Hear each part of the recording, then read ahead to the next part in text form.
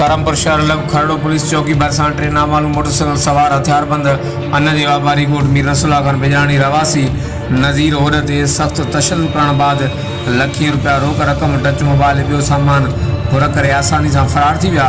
इतला बावजूद हद जी पुलिस ॾोहारनि जो पीछो करण ऐं ॾोहारनि खे पकड़ण खां लवायो हुई। वाक़े ख़िलाफ़ मुतासिर वापारी जो एहतिजाज इंसाफ़ जो मुतालबो। ॿिए तरफ़ वाक़े जी एनसी दाख़िल होरां ॾींहं ॾिठे जो शहर भरिसां फुर जी वारदात सां शहर ऐं इलाइक़े में ख़ौफ़ पकिड़िजी वियो। वाक़े बाबति मुतासिर नज़ीर ओहर जो वधीक छा चवणु आहे अचो त हुनजी ज़बानी ॿुधूं था। हिते वेठा हुआसीं वापार कंदा हुआसीं, टे ॼणा आया, हिकिड़े खे हथियार साणो, हिकिड़े खे लठ भिड़िया बि सही, कुटियूं बि सही, असांखे पैसा बि खणी आया, 1.5 लख रुपया हुया। अने वापार कंदा, मोबाइल बि खसिया वीवो, हिते वेठा हुआसीं।